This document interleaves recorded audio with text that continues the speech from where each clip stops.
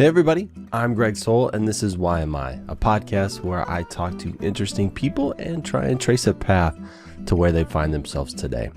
My guest this go around is Scott Valdez. Scott started his career in marketing. After all, he did study that in college. Then once he got busy in life, he tried dating like so many other folks online. Guess what? He stunk at it. Thus was born his new career. After hiring his first creative writer to help him craft messages, he expanded and now has nearly 200 people on staff helping folks find partners. Along the way, he's learned a lot of valuable lessons, like how to travel and live in a dozen countries in 10 years. And this dude is actually pretty interesting. If you've enjoyed this or any of the podcasts, I'm asking folks kindly to share with at least one person. Please help me grow. At any rate, I hope you enjoyed this chat with Scott. Scott Valdez, thank you for joining me on the Why Am I podcast. My pleasure to be here, Greg. Yeah. It's so cool to have you. All right. Well, here's the scenario. It is coming up on the holiday times, and literally there's this popcorn truck. It's like a food truck, but they sell popcorn. They happen to do an amazing churro mix, and it's seasonal, bro. So we've got it's like last time before Christmas. We're waiting in line. It's an enormous line. So we are I run into people and I genuinely enjoy talking to random strangers. So strike up a conversation, tell you about myself. It's your turn to reciprocate. So who are you? I'm Scott Valdez. I've founded a matchmaking company back in 2009 called Vita Select. And we basically, find your ideal partner for you. Usually I work with clients in pretty big cities who are looking for their perfect match, and we get to know the client and all about their criteria, and we go out and we find it. Our primary search methodology is using existing databases to find great matches, specifically the dating sites and apps. So we go out and actually set up your profile. We have a photographer come meet you and set everything up for you. I've been running this company for 13 years and have lived in about a dozen countries since I started the company. So it's been kind of all over the place. We've always been a totally distributed team. We have about 195 team members at this point, all over North America and the world. And so it's given me a lot of flexibility to be able to travel, see the world, and while we kind of grow a successful matchmaking business at this point has helped, thousands of people to find relationships and, hundreds and hundreds of marriages that we've been able to confirm, over the last 13 years that we've been doing this. That's cool. Well, obviously there was an impetus for this. So I'm just curious, did you just get a wild hair to do this one day? Did your friend mentioned you wish there was something better out there? Like where did it come from? Yeah, so it's kind of a long story. I had at one point hired a matchmaking company. I felt that I didn't necessarily have the exposure and time to meet the people. I really actually was in my day-to-day life meeting that many people. I was working a lot in a pretty fast-growing startup, and so I hired a matchmaking company. I went out on a small handful of dates. Overall, the experience wasn't the best. In the first date, for example, I'd indicated that I wasn't interested in smokers, and I wasn't a smoker. I've never been a smoker, and first date was with a smoker. Cigarette break, 10 minutes in kind of scenario. I actually realized it even before the cigarette break because I could smell it. But it was a very mixed experience. It wasn't a terrible experience. It just wasn't the best. And I felt like my matchmaker was actually trying really hard, but she had a limited pool to draw from. And so I, after that, and, I'd already kind of been playing with it. I was using the dating sites and apps. Initially, that was really frustrating, just sending lots of messages and not getting responses. And then as I started to get the hang of it, I just, over time, especially as my role grew at the company that I was at, it felt like such a time-consuming burden to, be on the apps. Back then it was sites, be on the dating platforms for 2 hours a day. And so I had the idea that, what if I could get someone who was as caring and like really Hmm. had my interests at heart. Like my matchmaker, I felt like she did. I actually really connected with her. I really liked her. I was like, I bet you, based on the results I'm getting, the pool that I have here is much better than the pool that she had. But I don't think she was for hire. I ended up finding someone to like a creative writing background, just seemed to get it, take over, and kind of I introduced him to the messages that I was sending, and he was able to improve on it over time. Just took the time out of it, and I started getting even better results because I mean he was a writer by trade. It was different because I was really busy, and so sometimes when I should have been responding within a day, I was taking 2 and 3 days. So just someone who was more on top of it than I'd been, and that's kind of how the cliche light bulb moment came about, was when I was having success and talking to friends out. It was one particular night that we were playing poker that with a couple of buddies, and they just like everyone at the table wanted to know who my guy was, and so that's kind of how it came about. I just knew that there are lots of people who are looking for the right partner. They're not necessarily meeting tons of potential matches during their day-to-day lives, and could use a little bit of help, and the dating apps have always been a great way to meet people if you know what you're doing. But Hmm. when you do it incorrectly, it can also just be a huge time sink. It can be incredibly frustrating and exhausting to spend 2 hours a day doing something that's not producing the results that you want. And so yeah, I mean, a lot of people clearly feel the same way. It's kind of we've been able to grow the service and the idea, the referrals that we get, and just kind of just the fact that we exist at the scale we do shows that there's certainly a lot of people who feel that same kind of sense of exhaustion and just frustration with what's really out there today in terms of the the existing ways to meet people. Yeah, for sure, man. I'll confess, I'm an old man, and so I never actually did any of the dating app stuff. So it is like, I mean, it's like a completely black box to me. So you For said you sure. have to get the hang of it, and to me, that says it's like, I mean, I've been in IT, so it's like any system where you just have to kind of figure out how to. I mean, is it more or less like a game? Like depending on the app you use, you have to formulate your responses in a correct way, or like you said, maybe like respond in a requisite amount of time. Probably not too fast, but probably not too slow. Figure out what the Yeah, optimal it's not. timing There's is for no that stuff. like. I can't give you the the checklist of the five Yeah. things that if you do it right, your results are going to go from 0 to 100.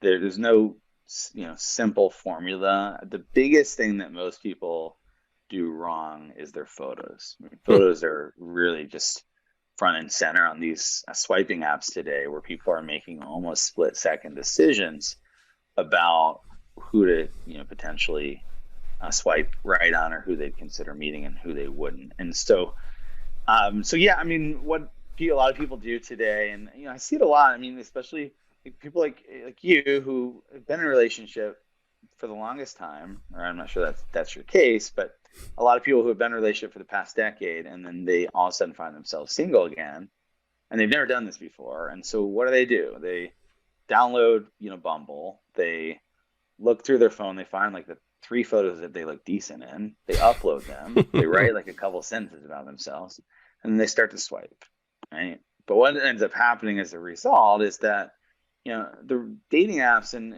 are really competitive. As really attractive individuals can get a lot of attention, especially Hmm. very attractive females. And so if you're not really standing out, like you're not going to get the traction, the results, or really the caliber, quality of matches that you want to be meeting.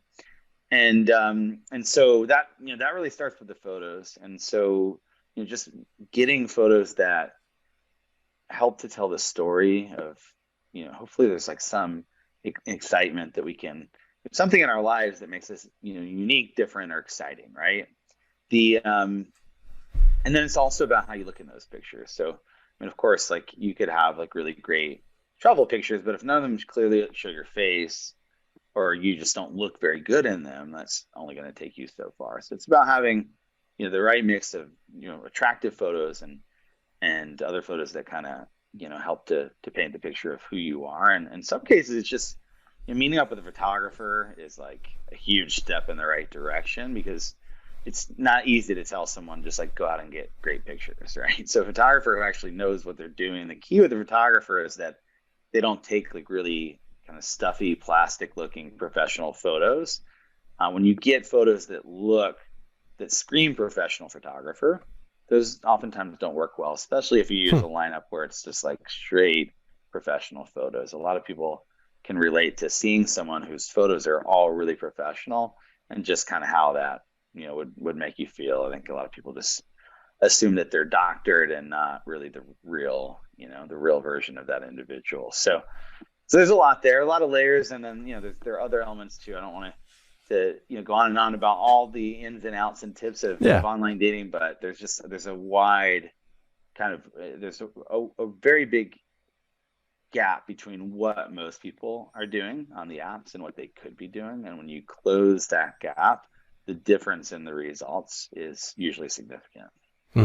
So like you going through that little bit, that really kicks my robot brain in. And so I just start thinking about the scientific process. It's like you guys must like iterate all the time. So you think of maybe let's do a tweak here, test over time, tweak here, test over time.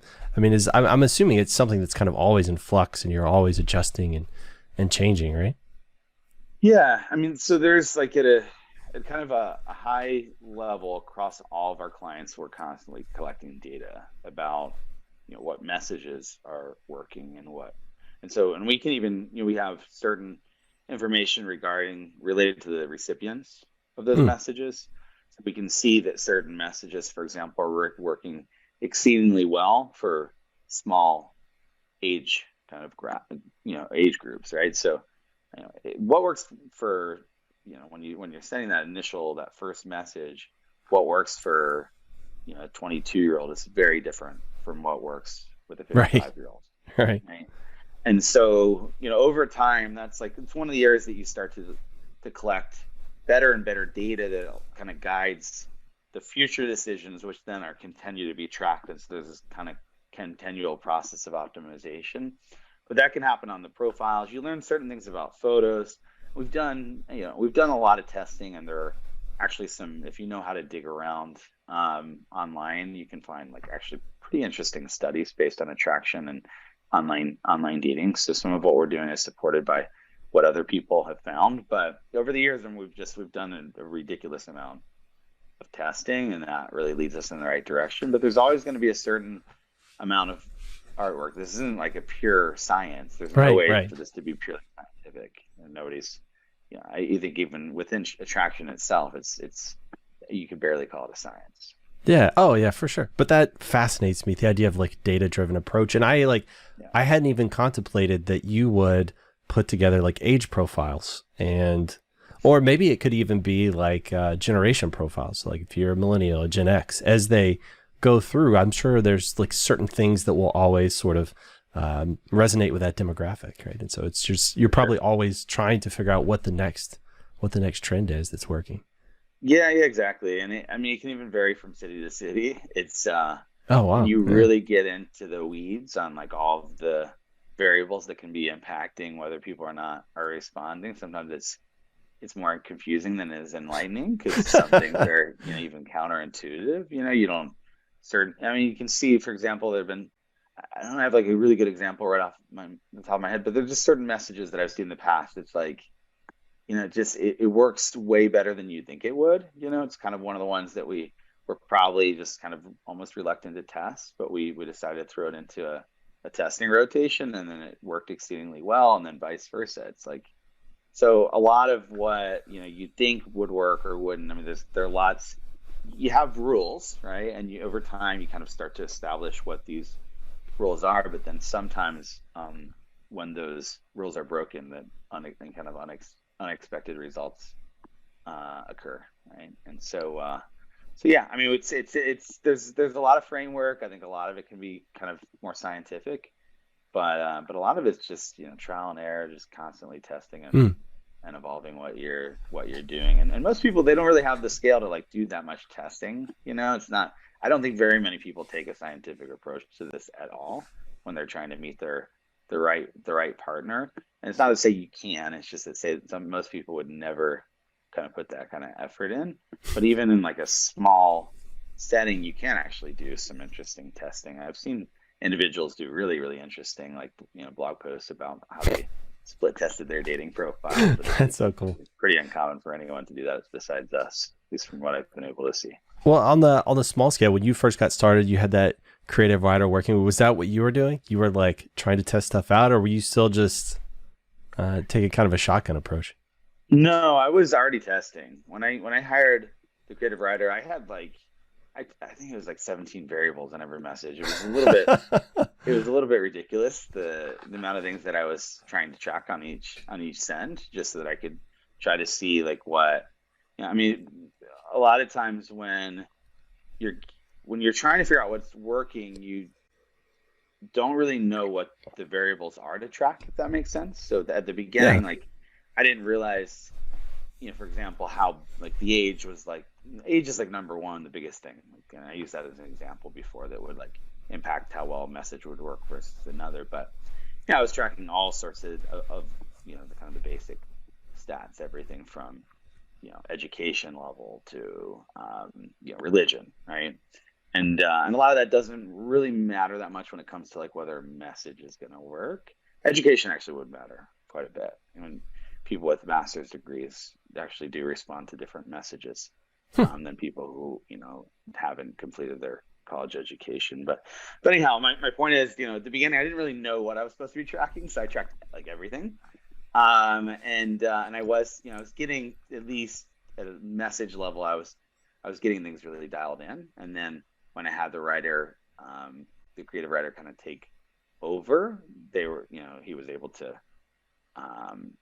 kind of narrow things down and come up with a little bit better system than I had been using, kind of under my supervision, as he managed my accounts and spent really significantly more time over the next, he did it for a while, over better part of a year. So over that time, there was a significant amount of activity occurring on my accounts as I was trying to kind of meet the right partner.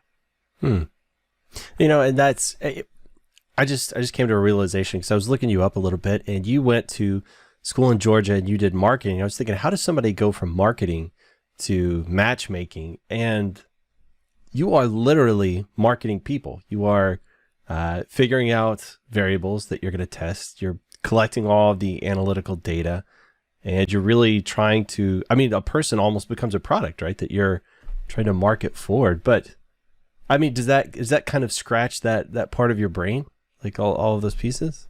Yeah, what we're doing is very much like a marketing campaign, right? You have the product, the kind of the brand, the messaging.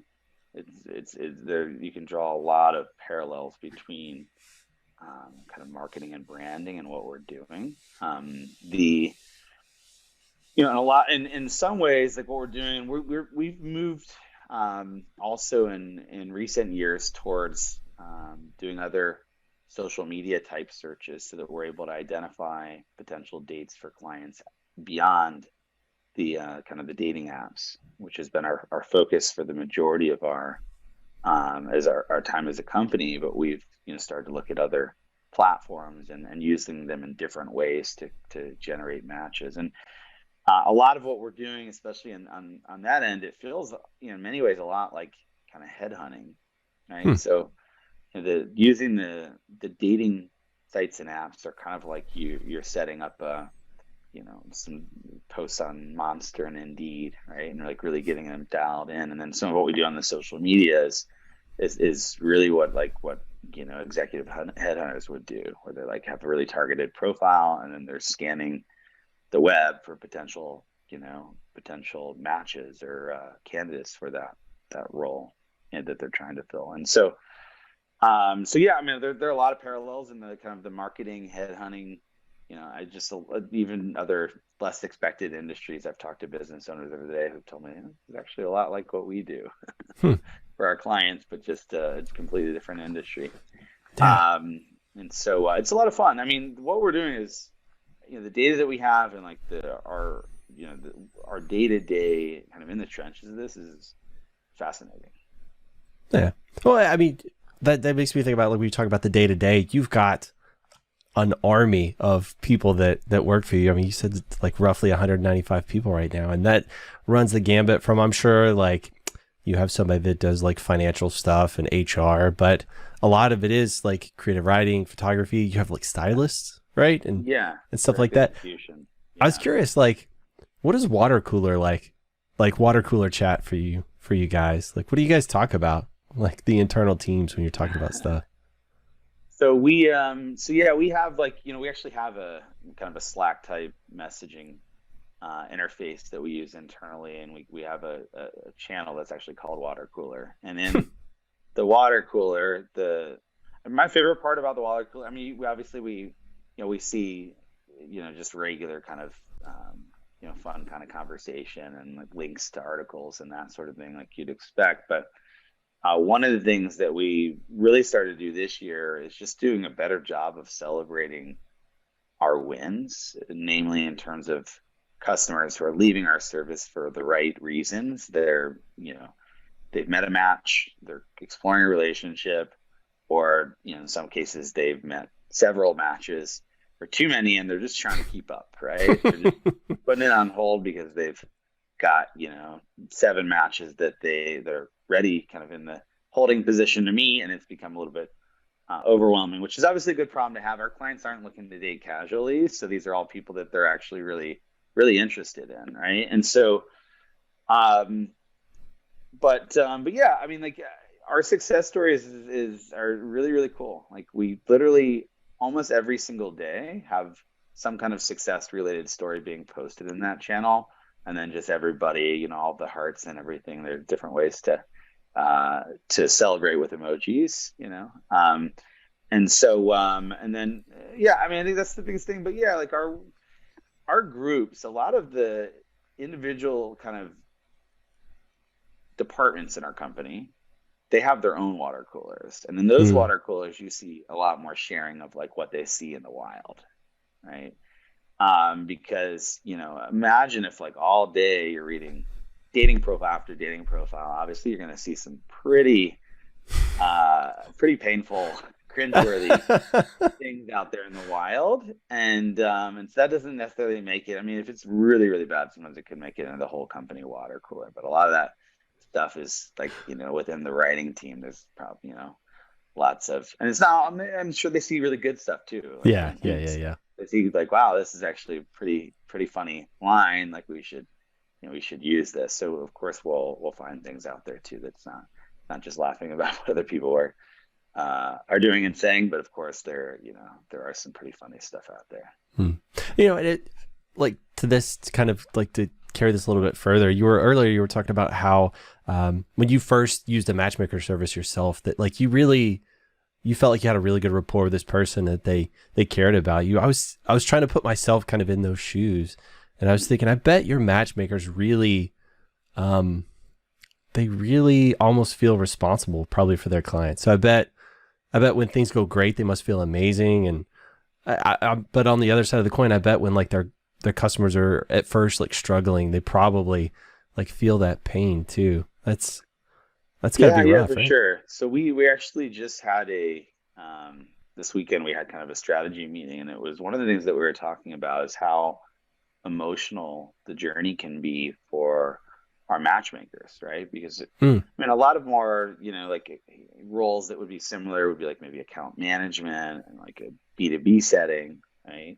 And I'm sure that there's some emotion that can go into that. I mean, everybody wants, their clients to be successful or whatever, but it's more extreme because you're helping people with such an important part of their lives, right? And a lot of those people are really counting on us to find the right partner. So I think a lot of our matchmakers, because part of what makes them a good matchmaker is their level of kind of empathy, Hmm. and we're looking for very intuitive, connected people, right? And so I think sometimes it can be an emotional just drain to do this, to help people with their love lives all day every day. And I mean, our matchmakers, they love it. Like they obviously see a lot more positive in what they're doing Oh, of course. from what, I mean, in terms of not what they're doing, in terms of what like they get, out of their work. I think a lot of them find this to be incredibly fulfilling. But no, it's certainly a roller coaster. I mean, obviously not every client's going to have the success that they want. I mean, the vast majority of our clients, they love the service, they're getting great results at finding relationships, but you're always going to get clients who are just, more difficult. They, have really high expectations and standards. And so, yeah, I mean, obviously a lot of them can be pretty emotional because it's such an emotional part of their life. And that can make the matchmaker's job harder because she obviously wants, part of what makes a great matchmaker, she wants the best for everybody. She wants everybody to exceed and find the right partner. And so it can be a little bit up and down in that regards, but yeah. Yeah. It's like, I totally get what you mean. Like I work for Red Hat, which is like an IT company owned by IBM, and I have never worked with more neurodivergent people in my life than I have here. And I'm somewhere in that swimming pool, I'm sure. But I try and imagine, like, because there are IT folks that are very successful, especially in their fields, and probably make a little bit more money. And so I'm assuming they would probably engage in a service like this. And I could see it being really difficult to kind of work around some people's proclivities or the things that they really like. Like you said, you wanted no smokers, but some of these folks could be like, I want somebody who's really into video games and anime. It's like, how do you, I mean, that seems like it's going to be pretty tough to like narrow that sort of search function down. It sounds fascinating, like how you would actually try and approach a situation like that. Yeah, I mean, that particular one we've certainly seen. We actually have a female client right now in the Bay Area who's very into gaming herself, which I think is a little easier to find than a male client who's looking for a gamer. But a lot of times it's also about aligning expectations with what we can realistically do, right? So sometimes it with a new client, it can feel like a bit of a negotiation, and a lot of times it's not really about realigning their expectations with what we can do as much as it is like realigning their expectations of what they need.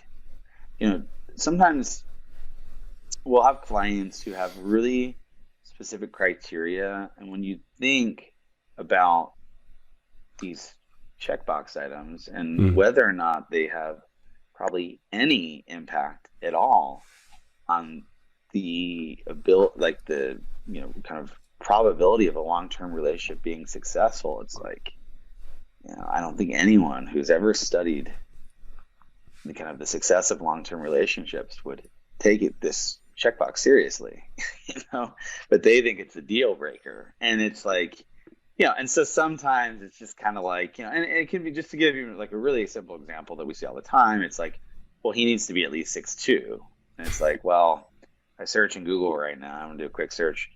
Okay, so 5% of men, I don't know if this is the number, but say like under 5% of men in the US are 6'2" or taller, right? So now we're wiping out 95% of men just based on this one criteria. But you also told me that it's important that he's Christian.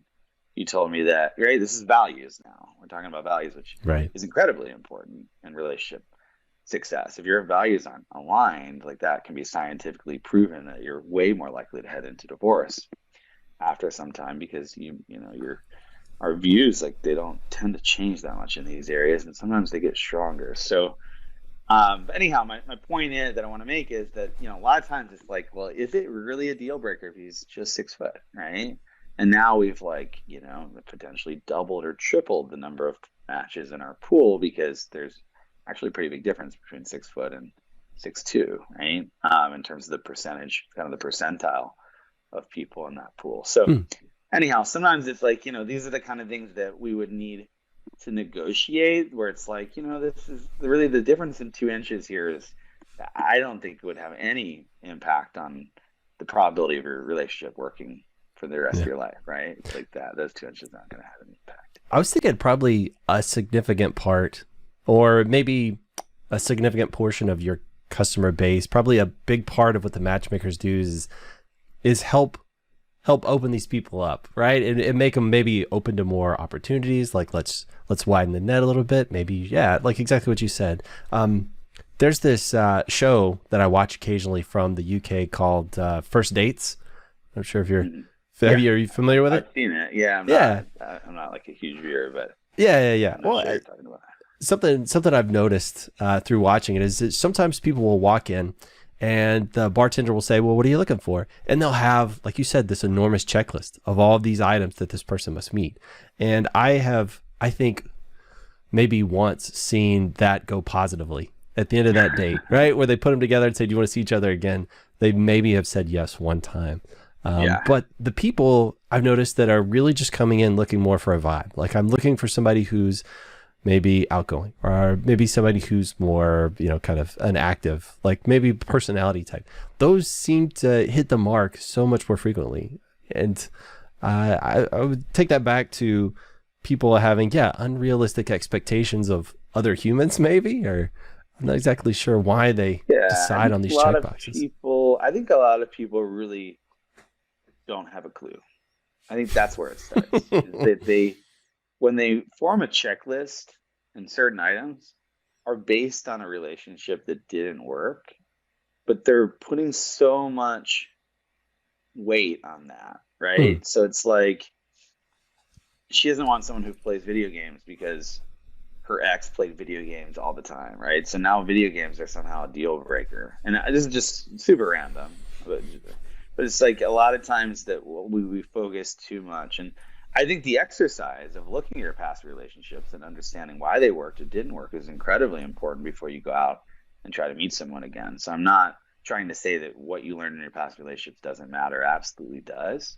But I think that some people, and whether it's based on their past relationships or just other things, they put too much weight on things that probably don't matter that much because frankly they don't really know what matters, and it's all just a bunch of guesswork.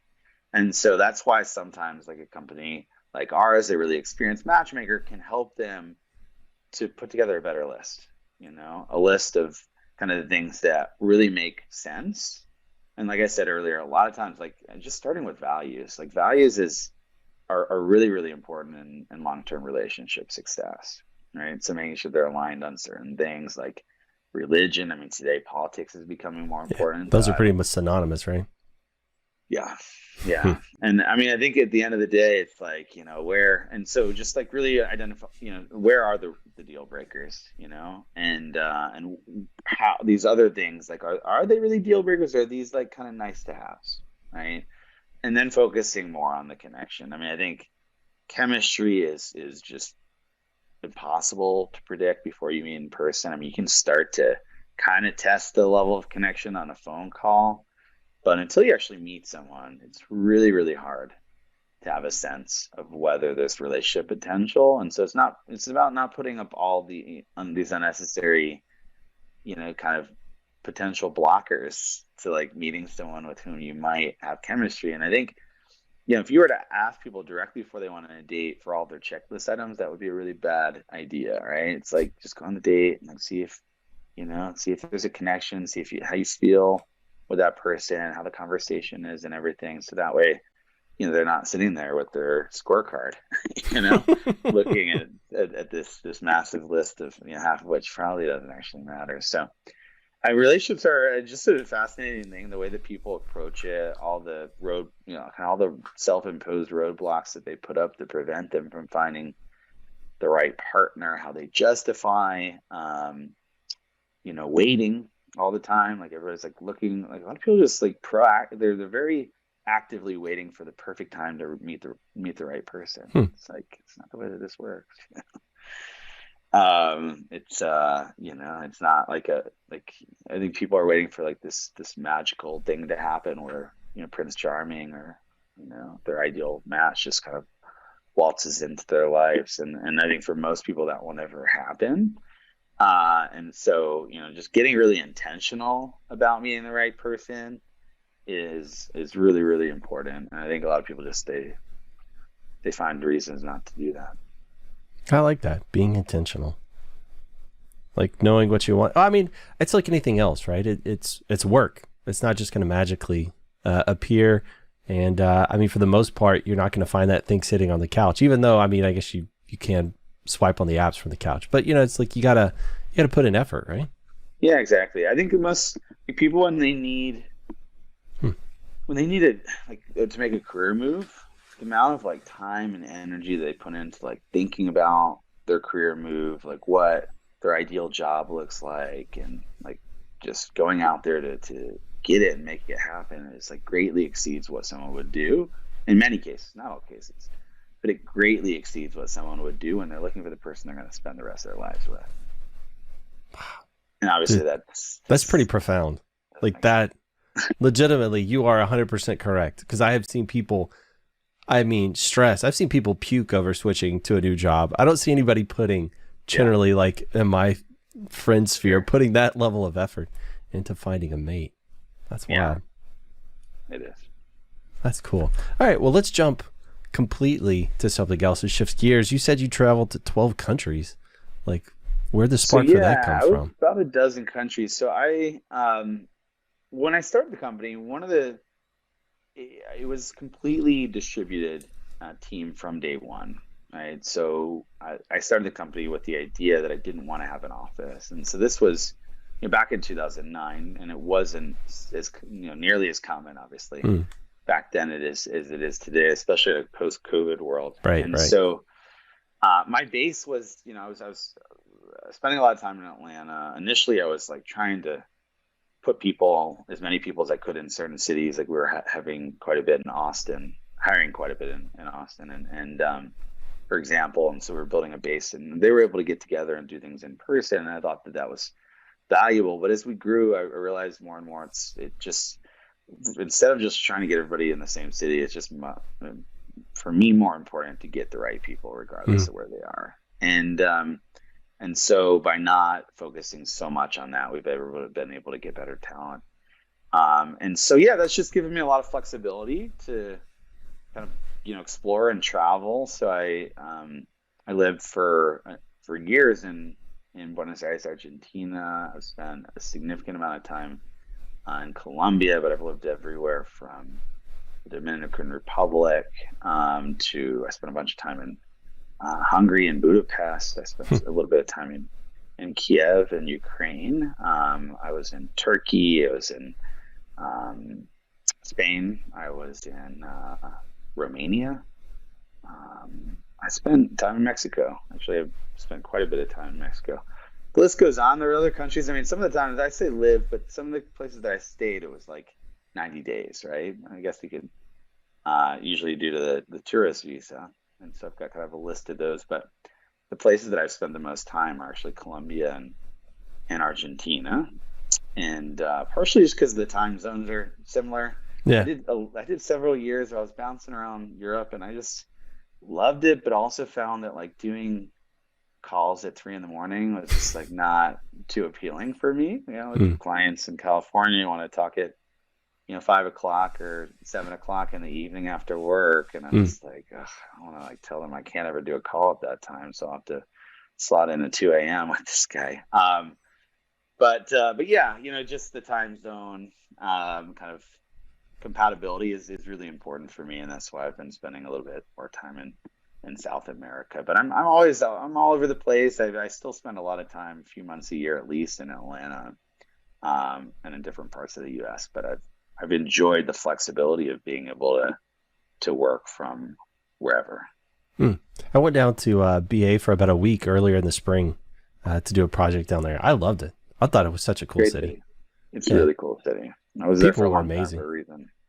Yeah, the people are really nice. I mean, it's just Buenos Aires is just a city where there's really so much going on. Like just culturally, there are really cool things that you can do almost any day of the week if you know how to find the information. Like in cultural, just going to like the parks, and there's some crazy acrobatic street performance. And but I found that it was a really great place to spend some time. I think big cities for me at some point become draining. And Hmm. so that's why I left. I felt like it was I just couldn't do the big city thing forever. I don't know how people live in New York their entire lives.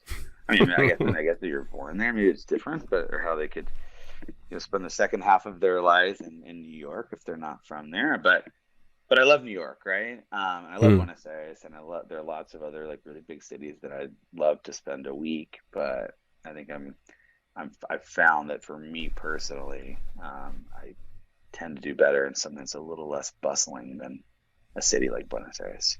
Well, what is travel? I mean, what does that do? What part of you does that feed? Like, is it a need to just surround yourself with something completely different, meet different cultures, immerse yourself, or I mean, do you just Yeah, I think for really want me to it try was. authentic food? What are we talking? Yeah, I mean, I love food, so travel for me has always been a culinary experience. Oh, me too, brother. Um, I was just in Lima for about 2 weeks, about a month ago, and I ate out almost every night. It was just the level of food, just the different influences, and just everything about the culinary experience of Lima. I just truly, truly enjoy, and so that's part of it for me. But that's not the whole thing. I mean, for me, traveling and having these experiences in other places are really about living a different culture. That's why usually I didn't do, I did the backpacking thing when I was like 18, Hmm. just two cities at a time for a couple of months in Europe. Was very fortunate to have parents that would allow me to take a trip like that at such a young age. Um, but like I guess more in my 20s, especially now, I'm getting into my mid, well, I'm past mid, going into my upper 30s. Is that I wouldn't enjoy that today, just the moving around so quickly. And so for me, being able to go there for at least a few weeks, but ideally closer to 3 months, just allows me to go and have a really different experience than most people would have. And so I'm a pretty experienced traveler, so I know how to kind of get off the tourist path. And so, when I would go to the different cities, I would quickly form social circle or get into some social circles. I used to use couch surfing really heavily especially in my 20s. So I would go there and I would message a bunch of locals. So I never really surfed on someone's couch, so to speak. I never like did the free crashing on someone's couch, though I did host quite a bit, either a guest room or a couch that I would offer to travelers. But I used to use that. The Small World was a big network that you could use, and so I would just literally, send hundreds of messages on these networks and just start meeting people, hanging out, making friends. And there was a large part of the time that I was also dating, and I would employ my service to meet matches in the city that I was in, which was a kind of a nice benefit of being the founder of a matchmaking company. I But can imagine. but yeah, it was a lot of fun for a long time, and then at some point, I think just the constant moving around started to get it exhausting, and so I'm not doing as much of it as today. I think I brought a little more balance into like having a home base versus 3 months, 3 months, 3 months. So now it's more like I'm at least 6 to 8 months in kind of one or two locations, which right now is Atlanta and Colombia. I'm in Medellin half of the year, and then just like kind of more selectively spacing things out to have these trips and kind of immerse myself where I can to have as local as experience as I can have, a little bit shorter trips sometimes. But a lot of these cities now I already know people, so it's when I go back, I'm not building from scratch in terms of meeting others. But it's been fun. I mean, I think frankly that traveling as much as I have has gone a long way towards keeping me sane. Part of Hmm. running a company that's, I mean, we're not like the most successful company. We're doing well, growing steadily. Never really had that hockey stick growth, but we've grown steadily year after year. But it's also been a lot of work. And so, while it may sound like I'm just traveling around the world and having all this fun, I'm actually working a lot more than the average person. And so part of the experience of like going to these places is just like when I'm not working, it's cool to like be somewhere new and like do all these. And so I feel like in some way, like just, as much as I've worked, like the traveling part has made it really nice that when I'm not working, I can, I just have a very different experience than I would have if I was just kind of working that much from Atlanta where I grew up. So whenever you're out traveling, I mean, or rather I have two questions. Like one, what feels like home to you? Like what makes a place feel like home? How long do you think it takes? And then two, when you're in Colombia and you've been working for 10, 12 hours and you turn off, can you truly turn off? Do you think being in a new country actually helps you like turn that part of your brain off so that you can really just kind of like be immersed where you are and be like present? I don't know that being in a different country helps me to be more present. I think that's something that, that I've just had to learn how to do, which isn't the easiest thing because sometimes I just can't turn it off, and I'm constantly thinking and talking. And then when you start to, maybe say in Buenos Aires and then in Medellin, I've had people that from my company who decide to spend time there as well, or already were spending time there.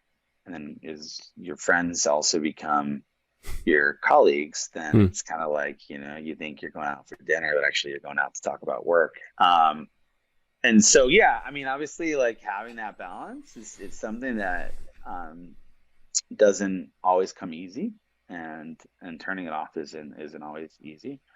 But yeah, I mean, in terms of like having what makes it feel like home. I mean, at the end of the day, it's like home is really where, for me, is really where my favorite people are. Once I can be, it's nice to have a place, and like moving around and living out of 2 suitcases is like having that minimalist lifestyle is great, but for me, it's not like a long-term life plan. And so I did it for 4-5 years where I just literally lived out of 2 suitcases. But eventually it was nice to like settle down and like have a recording studio. I don't have like a recording studio. I have a way to quickly set up a recording studio in an area of my apartment. I just put it up and take it back down when I need it. But just like, having just a sense that like, this is actually my home.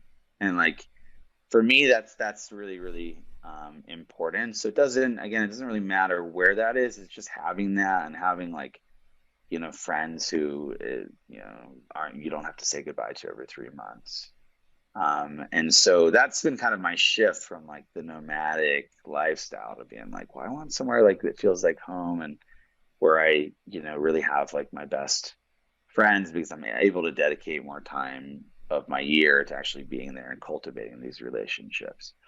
And Medellin's an interesting one just because there are lots of, and it's grown a lot in recent years, but there are lots of really interesting, entrepreneur types in Medellin. There are certain international cities that are obviously going to attract more people who have, kind of similar mindsets and goals, etc. And Medellin's one that I found actually just a really interesting social circle, and been able to connect really well with some other, primarily American entrepreneurs. That's cool. So you're kind of, I don't know, making this patchwork quilt of like where home is, just all over the planet. So it's like you're never too far from home. That's a pretty cool concept. I like that. Yeah, it works for me at least. Yeah, I have a very similar feeling. Like home is not a place for me. It's people, it's my people. So if I'm with my people, which is primarily like my wife and kids, then I'm home. Then I live pretty light. Like I could literally take a few clothes, my laptop, and then pick up and leave everything else. I don't really care about this stuff. It's the best way. I mean, I eventually, living out 2 suitcases for me, gets exhausting, but at the same time, it's just like accumulating tons of material things. It's just an extra burden and weight. It doesn't enhance most of our lives very much. So even though I'm not living out of 2 suitcases anymore, I do try to try to keep the possessions to a minimum and live somewhat of a minimalist lifestyle. That's cool. Well, I got one last question for you, and it's do you think the service is ever going to close the deal for you?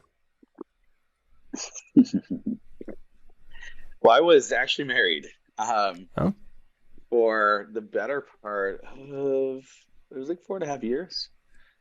So I met my ex through the service, and so we were together for quite some time.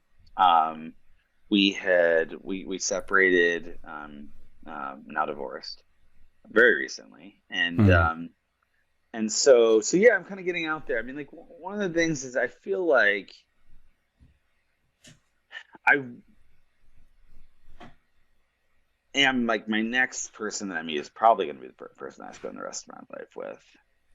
But at the end of the day, it's like, I don't know. And I don't think for me personally that it really matters, right? I just want to have a relationship with someone who adds to my life and I add to hers, and we have a great relationship. And maybe in 10, 20 years, we're not the same people we are today, and our relationship isn't. I think that so when we talk about my person, I am starting to get to the point where I'm ready to, like, actively look again for my person. I think a relationship success, when you first meet that person and what happens in 5 or 10 years down the path, it's just really, really hard to predict. Right? So for sure. And so, but yeah, my path right now is like, I'm getting to the point where I'm ready, starting to feel ready. I think there's like a process for everything, and I need to know that I'm in the right place, but I'm feeling like I'm getting close to being there. And once I'm there, I think, I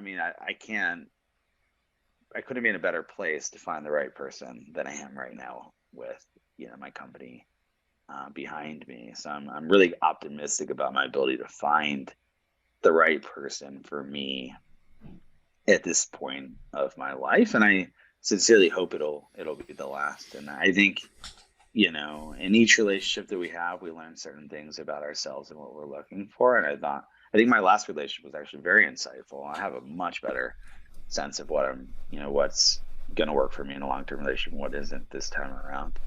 And I'm kind of a romantic. I've always been like, I just really love to build, like, deep connections with people. And it's like, I don't want to, I just want to, I want to be able to find the person I'm going to spend the rest of my life with. And, but I'm not dependent upon it happening or not happening. I think part of the thing that a lot of people forget is just to enjoy the journey, Absolutely. I don't think that just letting life happen is always a good idea. Like I said earlier, like, just waiting for destiny to put my ideal match in front of me. But for now, and I think, part of what I try to do is, to the greatest degree, is to try to enjoy the journey until I find that right person. And like I said, I'm very excited about that potential with kind of having an entire team of people behind me who do this every day. That's cool, man. And you have the right attitude and outlook. I love that. Just so optimistic. I'm an optimistic person too.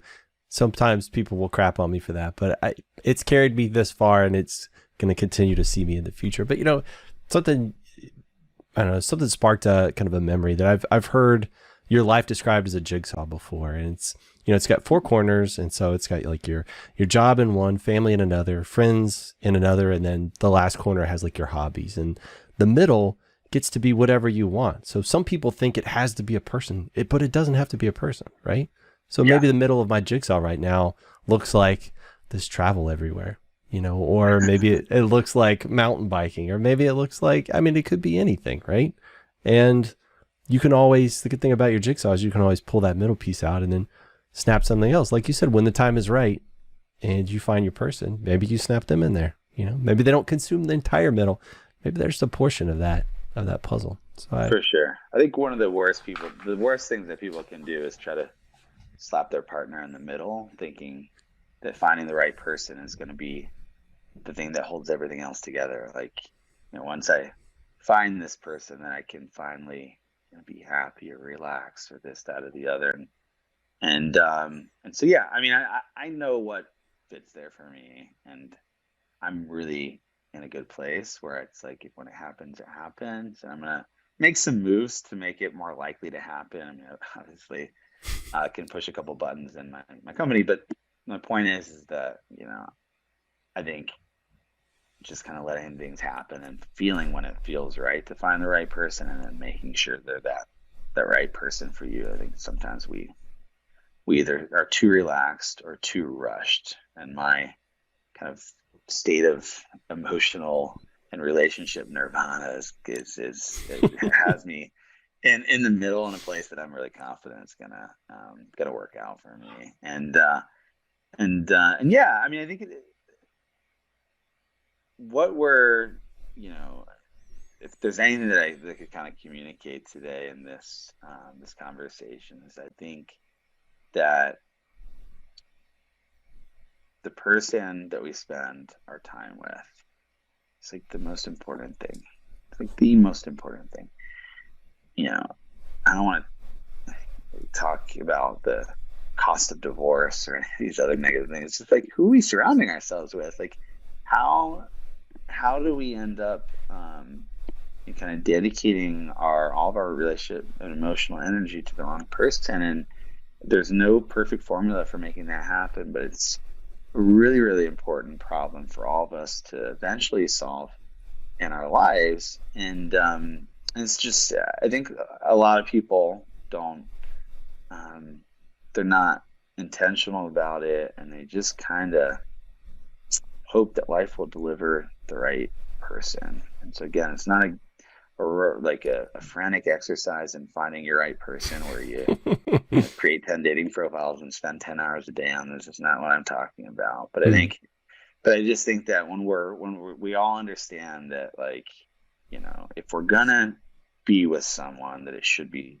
the right one for us, and that person, if we do invite them in our lives, is at the very center of our lives. We're going to be spending more of our non-work time than anything probably with that person. If we have kids together with those human beings that we've created together and are trying to raise together, it's like getting this right. It's like, what's more important, right? And so yeah, I mean, I think that's like really what my company is about. It's like, we've got this huge problem. There are lots of lonely people in the world who want to like just find the right partner to spend the rest of their lives with. And what's more important than the mission of putting them together?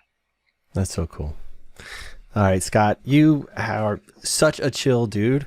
Like, you have this magnetism. I love it. Like, you're pulling me in, brother. You're pulling me in, but also extremely open. And I thank you for your time. I genuinely see time as a gift, and you carved out way more than I deserve. So I appreciate you for that. But right here at the end, I want to know, is there any way you would want people to interact with you? That's either through like your company website or social media or anything like that. How would you have people like find what you guys do, or anything about you?